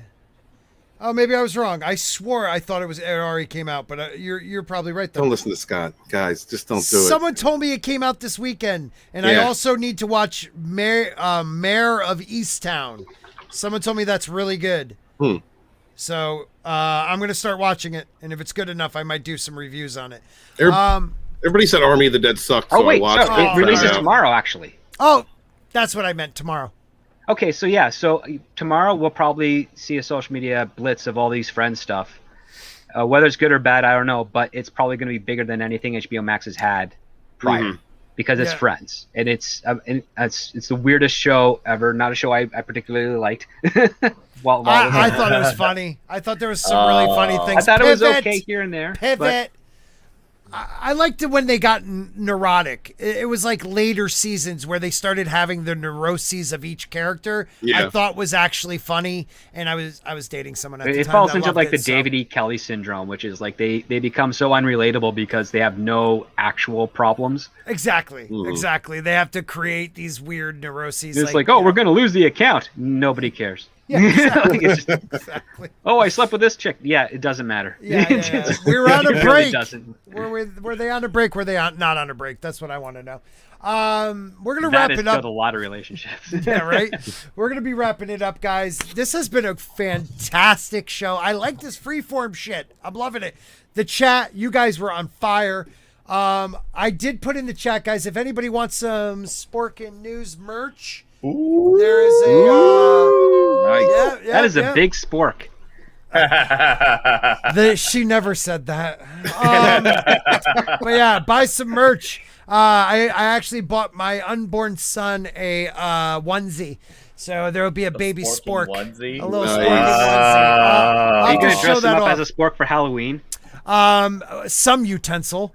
I mean, I am the spork, so we'll have to figure that one out. Baby spork, you know? Baby spork. Yeah, maybe a baby spork. But I appreciate everybody coming tonight. Yes, Shane, you're right. I agreed. Good show. Great chat. Rennie, you were on fire tonight, so thank you so much. She was everywhere. You were everywhere. You're doing everything. I kept an eye. Guys, I am sorry if I'm trying to connect with the chat more because you guys are doing so well. Like, there's so much interesting stuff you guys are talking about. So bear with me as we go along because we will be doing more involving with the chat. Definitely, super chats always get spoken about. So feel free. But other than that, I want to wish everybody a good night. But let's do some outros. Script, I know you're a busy man, but make sure they know you do have a channel because it's fantastic. Yeah, I got a channon. Thank you, That's all I Script. need to Right. say. Wonderful outro. He does, guys. And if you're not subscribed, subscribe because I literally didn't watch some of the shows that you covered, and I just watched your reviews, and I felt like I knew more about the show than the writers. So Yeah, but Script, where else can they find you? Who do you live stream with? Let's see. I live stream with most people who invite me. I mean, I have the time for it. So every once in a while, I'll live stream with the guys over at Pop Culture Minefield, the gentleman, the great team over at Midnight's Edge and Midnight's Edge After Dark. I'm really hoping I can get a Thursday free so I can go back onto Drew's channel for the Pegasus Actual Oh, podcast. yeah, we got the and pick up on Baltar that. trial coming up, Script. Yeah, that I know because I've been following along with the shows during the day because I've been more available then. You can find me here, and then on some whatever channels like Author Stephen Walton, the good old Ladonis here. It's all about just time because again, I'm working on 3 projects at the same time. I was not expecting this to hit, so I took a break tonight to hang with you guys, and I don't regret a minute of it. yeah, well, we're glad you're here, my friend. Makini 90. Oh, 1 second. No worries. Put it away, Mac. Can I go last? You could go last. All right. Hopefully a more often face on dumps, Nick Weiser. I would love to do this. I love this whole open exchange. This is great. Thank you for letting me come on here. I'm glad I did. This is absolutely fun. See a few familiar faces in the chat, a few unfamiliar. So if you're unfamiliar with me, I love talking about pizza. I love talking metal and whatever's on my mind about pop culture at the time. I do a lot of live streaming too because that stuff is fun. So come check me out at 32 Flavors of Nick Weiser. And I have social media because that's what cool human beings do. Mine's Twitter, Instagram, at Nick Weiser. Come check me out, guys. And Sporking, thanks again for having me on. Absolutely. I hope to do this again soon. Oh, no, absolutely, man. Zero Rewind. I didn't give you a shout yet but some of the stuff you were writing was fantastic too, man. Have a great night. Nick, we'll talk after. Yeah, man. Stephen Walton, you are, I guess here. Hi, thank you guys so much for being here. Great, great conversations in the chat tonight, man. Thank you guys for supporting Scott and all the other channels, all our friends. Much appreciated. Well, I love you, Rennie. No, really do love you guys. Be good to each other. Support your favorite independent creators. Please share out links to your favorite YouTubers or comic artists. There are a lot of great Indiegogo campaigns. There's also a lot of good authors out there. Like Kai. Please share out links to all these wonderful creators that are trying to improve their craft, entertain you, and they're killing it. So please support them, support one another, wash your hands, wash your ass, be good to each other. Peace. All right, Makini, are you gonna play music? Because you got me. No. Okay, no music. No, I muted it. I had to clip it out of my last one. I know. Okay. All right. So dropped.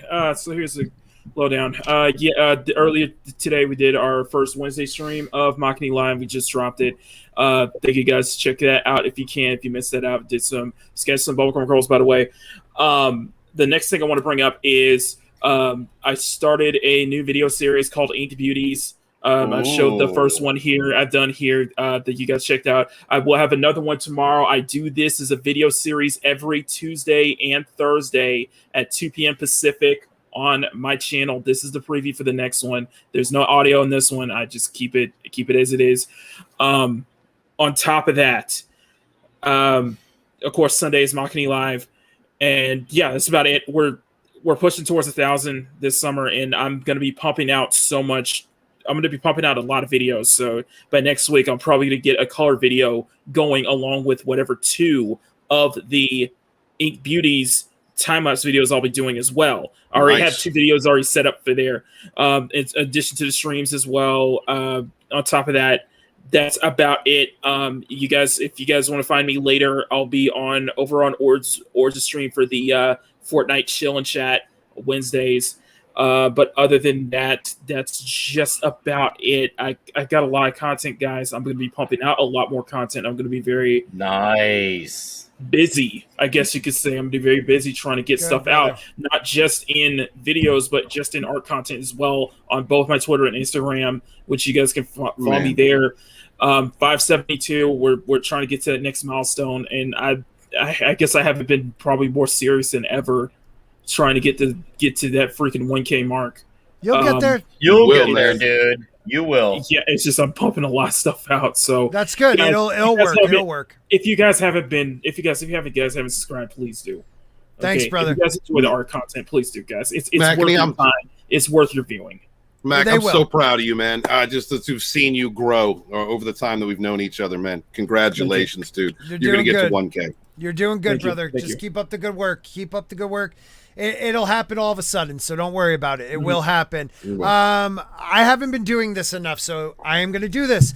I'd like to give a shout out to my Oberyn Martell level patrons, channel members, Valliant Renegade, Larry, Lady Tauriel, and Culture Casino. And for my little finger, which is my highest level members, who knew Jake D, or like I like to call him Jack D. Jack D. Yes, I always say it. Toxic Man Flu of Dick's Division, and Tina Bojan, who I love. Thank you guys so much for all your support. You guys really do support this channel and keep it going. I could always use more members, so please feel free. You could as little as a cup of Walton's coffee a month. So think of it that Walton's way. Cup. Walton's Cup. Walton's Best is about to be a thing. We selling coffee in this house. We got to sell coffee. We doing it. You got to sell Do you have a disclaimer coffee on it, not to be used for enemas? And we'll figure. Yeah, probably we'll figure something out. Work with culture on that. All right, also, everybody. guys, go check ahead. out Eat Epicuian and the Place to Be reviews. Yeah. Going in Rogue is happening right now. So and then after that, 6 p.m. Pacific time, Scarface with Mr. H Reviews and Tom is on Paulie, Latino Slant's live stream. He has, I think he's going to do every Wednesday. So he has Mr. H and Tom. So I would check that out after you go see our boy Etep. Give Etep love. Let him know Sporking sent you. And this is for the rest of my Sporking Sporkerz. One more thing I forgot to bring up. as far as the Rogue Entertainment goes, just keep an eye out on who's hosting it on Saturdays. So if you're not seeing it from Steven, or if you're not seeing it from Wes, then it's likely head over to my channel. Absolutely, and Mac does a great job hosting Yes, he Rogue does. Entertainment. Love seeing it over there. Rogue for life. Good night, everybody. Put a spork in it. We are done. Good night, guys.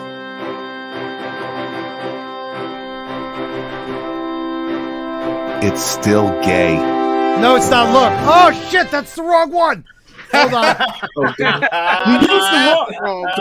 I have? Man, this is still gay. I think this is the right one. Hold on. Yep. Okay, Don Cheetah. Don Okay. Cheadle, Yeah. channel member now. Yeah. And so is George R. R. Martin. Solomon Grundy.